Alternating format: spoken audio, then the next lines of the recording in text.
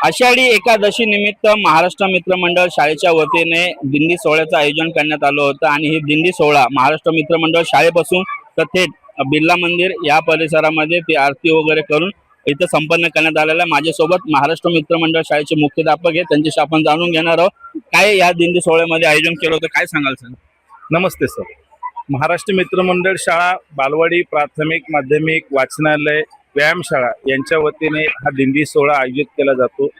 ह्या दिंडी सोहळ्यामध्ये जे विद्यार्थी शाळेचे सहभागी होतात या माध्यमातून मी सगळ्यांसाठी मुलांमध्ये आध्यात्मिक भाव वाढावा, त्याचप्रमाणे दिंडीच्या माध्यमातून आपण वेगवेगळे सामाजिक संदेश जसे बेटी बचाओ बेटी पढाओ, त्याचप्रमाणे झाडे वाचवा या पद्धतीचे संदेशही या माध्यमातून देतो।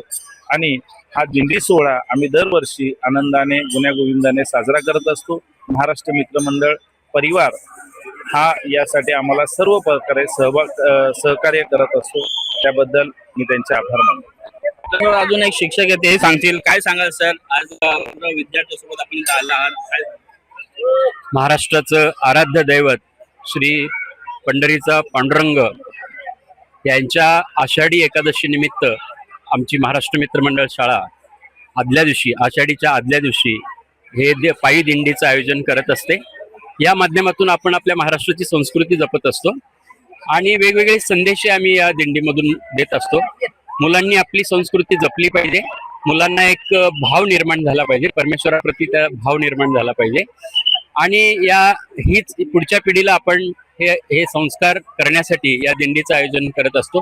या दिंडीमध्ये गेली आम्ही 11 वर्ष जवळजवळ ही दिंडी सतत दरवर्षी काढत असतो आणि या दिंडीमध्ये पालकही आम्हाला सहकार्य करतात, मंदिर समिती सहकार्य करत असते, कंपनीकडनं आम्हाला सहकार्य असतं, काही पालक मुलांना खाऊही देत असतात आणि या कारणासाठी ही दिंडीचं आम्ही आयोजन करत असतो। धन्यवाद। त्या शिक्षिका देखील त्या देखील सांगतील त्यांचं मत, काय सांगाल तुम्ही?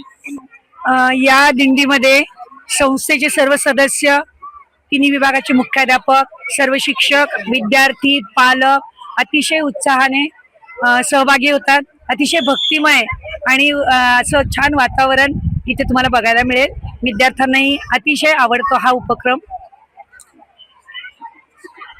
पांडुरंगा चरणी हीच प्रार्थना की आमच्या मुलांना चांगली बुद्धी दे आणि त्यांना चांगलं वागण्याची सुबुद्धी दे, हीच प्रार्थना।